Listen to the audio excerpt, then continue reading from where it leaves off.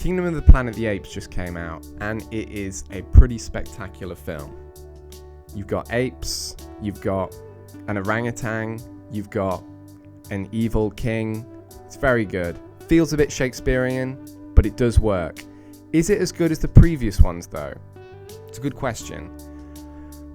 Yes, it works on certain levels, but no, I don't think it compares to the previous ones. You've got a succinct trilogy in Rise, Dawn and War that doesn't come across in Kingdom. It feels tagged on, and I don't personally think it works as well. Do we like the characters as much? I don't think so. I think they're more hollow, but there is some pleasure to be had in finding new characters. I feel like, although it's 2 hours and 25 minutes, it's more rushed. Although we enjoy the time we spend with Noah, maybe we'd prefer to see someone related to Caesar. I'm not sure. We'll see. So, Kingdom of the Planet of the Apes probably has the best visual effects that we've seen so far. You've got Noah getting nearly drowned, and lots of water, and the visual effects just look superb. You've got fire going on, you've got quite a lot of the elements, although you don't have the snow of the previous films, such as Wolf Planet of the Apes. You've got lots of snow in that film, which makes it look pristine. But what it doesn't have in snow, it makes up for in good dialogue. There is great dialogue in between some of the apes. I will say that certain characters that I don't want to spoil have lesser good dialogue, such as the humans, but it's a sacrifice. And the focus of the films has always been on the apes. It's always been on the apes, and it just works so well. They're treated like humans, they're becoming more human, and it just works. Works very well.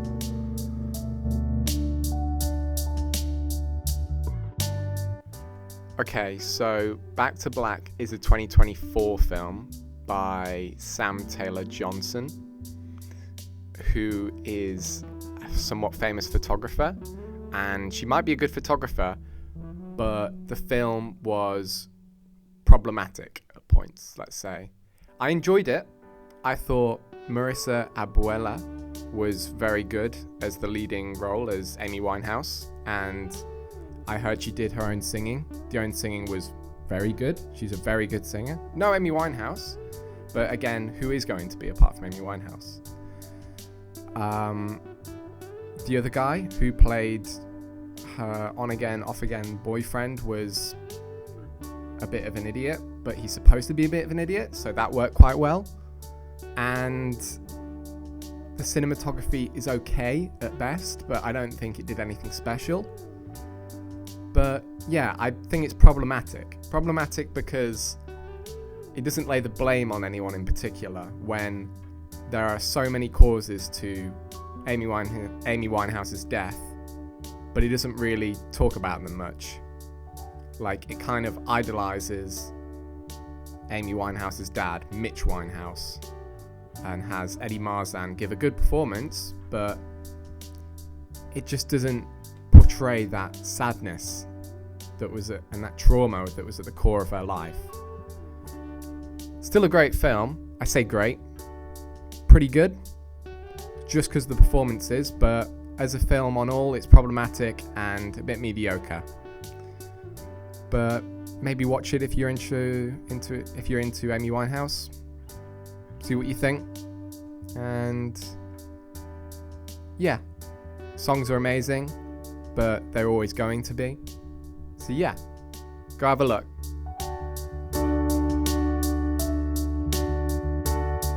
So, Robot Dreams came out last year, but I saw it this year. And I thought it was really good, quite novel. Not like any other animated film I'd seen before, because it operates as virtually a silent film, which is a very unique concept for a public that has become so brain rotted and so media hungry that I think slowing down for animated films is quite a fun and cool concept.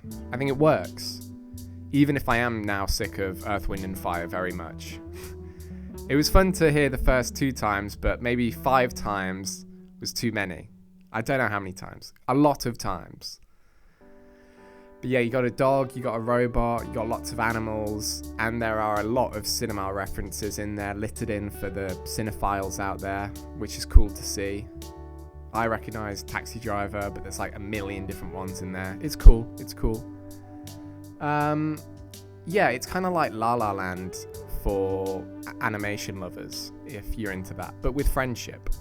I don't know, you could read it as a romance as well. It's a cool film, very cool film. Yeah, I'd give it like 4 out of 5. Very good film. Go watch it if you're into that kind of thing. It's also French, which is interesting, but you wouldn't guess. So, I think it's French.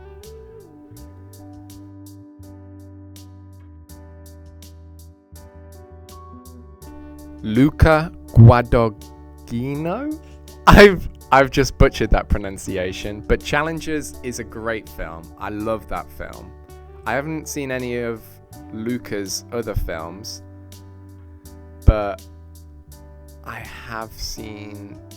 No, I haven't. I haven't seen Bones and All or Call Me By Your Name, but I have heard they're excellent films. Challengers, on the other hand, is full of energy, full of oomph, full of everything you want in a film.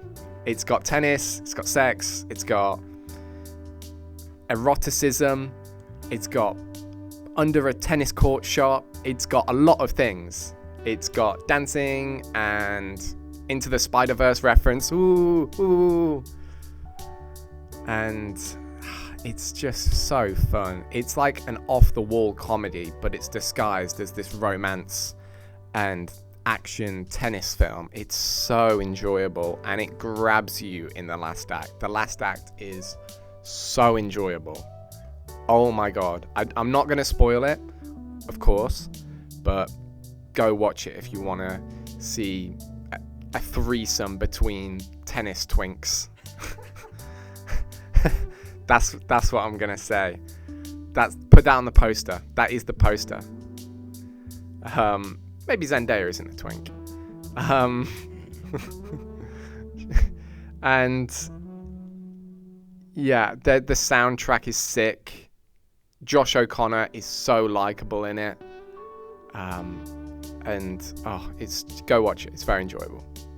In cinemas, maybe.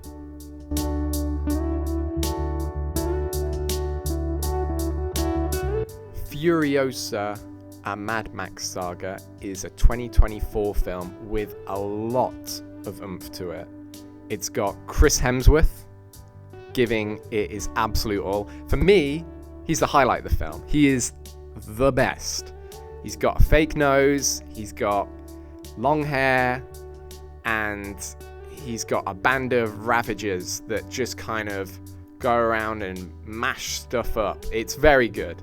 Anya Taylor-Joy is less convincing, but she's still enjoyable as this revenge-hungry, also scavenger kind of princess of the desert kind of thing. It's cool. The world building is very good. I like how it moves between lots of different locations in Australia.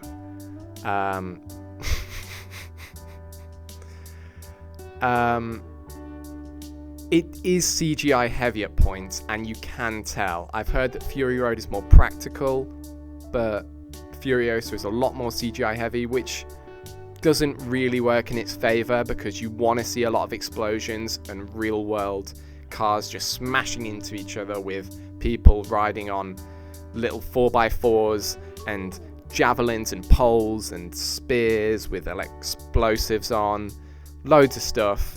And it does translate to a lot of fun, but I think the core enjoyment is to be had in Chris Hemsworth's performance. The score is great. You know, if it's good, it's invisible. I mean, that's why I'd probably say if it's good, it's invisible. And to me, it does just kind of pack a punch. It's probably not going to do as well as Fury Road. I think Fury Road does very well, and apparently Furiosa is currently bombing in the box office. But I think it deserves a watch. It's different to a lot of other Anya Taylor-Joy films. It's definitely different to the Super Mario Bros. Movie, that's for sure. I personally prefer Split.